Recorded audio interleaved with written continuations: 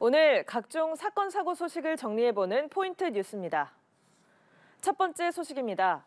탄핵 전국으로 전국이 들썩이는 가운데 강원도 양양에서는 성비위와 금품수수 혐의를 받는 군수에 대한 주민 소환 절차가 본격화됐습니다.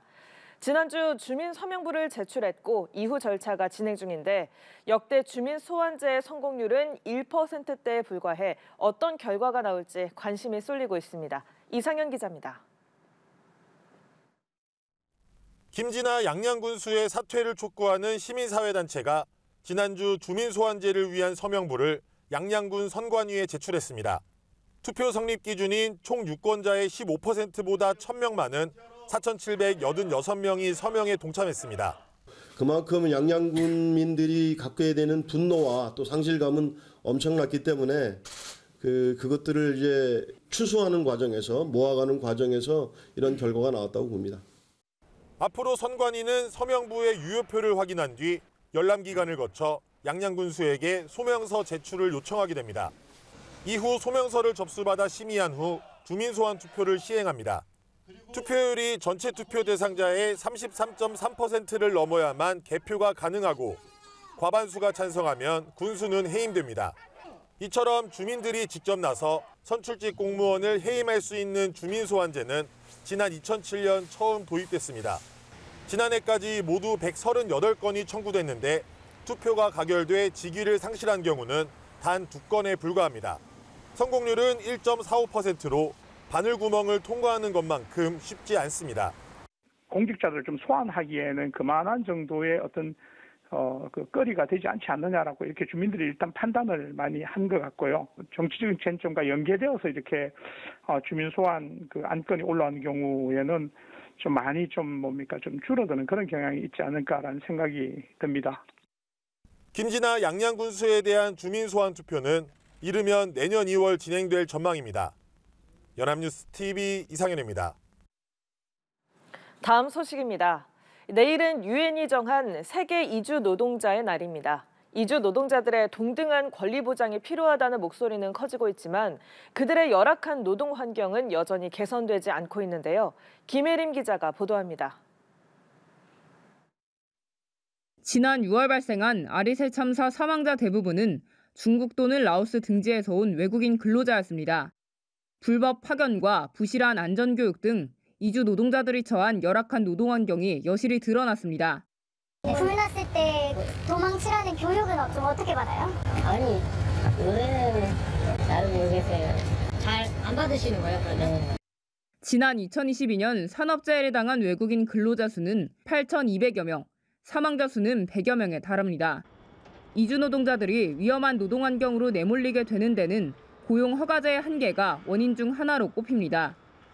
사업주가 사실상 이주 노동자의 고용과 체류를 좌우할 수 있게 되면서 위험한 일을 거부할 수 없게 만든다는 겁니다.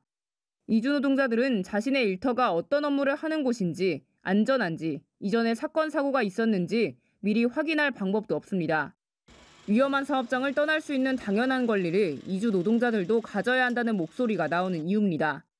이분들이 일정한 수준의 직장의 선택권이나 사업주의 협상권을 가지게 된다 그러면 위험한 사업장들을 선택 안 하게 되게 되겠죠. 전문가들은 사업주 처벌 항목까지 포함해 정부의 사업자 근로감독을 강화하는 것도 시급하다고 조언했습니다. 연합뉴스 TV 김예리입니다. 마지막 소식입니다. 미국의 한 학교에서 성탄절 연휴를 앞두고 총격 사건이 발생했습니다. 용의자는 이 학교를 다니던 10대 여학생으로 현장에서 사망한 채 발견됐는데요. 경찰은 범행 동기를 수사 중입니다. 강재은 기자입니다. 현지 시간 16일 미국 동부 위스콘신주에 있는 약 400명 정원의 작은 사립학교에서 총격 사건이 발생했습니다. 용의자 1명을 포함해 3명이 숨졌고 6명이 다쳤습니다. 부상자 중 2명은 위독한 상태입니다. Today at 10:57 a.m.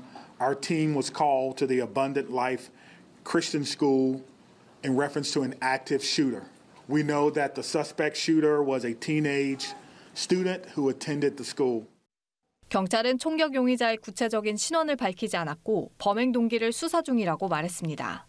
AP통신은 숨진 용의자가 15세 여학생이고 9mm 권총을 사용했다고 익명의 경찰 관계자를 인용해 전했습니다. 성탄절 연휴를 약 일주일 앞두고 평온한 교회 지역의 사립학교에서 발생한 총격 사건에 미국 전역은 충격에 빠졌습니다. We always send prayers. We always send thoughts. And then when are we going to stop doing that? This is not okay. If your kids are at school, they are not okay. If they are at church, they are not okay. Where are they going to be safe? 미국에서 학교 총기 폭력은 꾸준히 증가하고 있습니다. 이날 메디슨시 사건까지 포함하면 올해 미국 내 학교에서 발생한 총기 사건은 총 323건으로 이는 작년에 이어 역대 두 번째로 큰 규모입니다. 또 집계를 시작한 1966년과 비교하면 무려 35배 가까이 늘어난 수치입니다. 조 바이든 대통령은 아이들을 총기 폭력이라는 재앙으로부터 보호하지 못하는 것은 용납할 수 없다며 의회 추가 총기 규제 법안을 통과해달라고 요청했습니다. 연합뉴스 강재은입니다.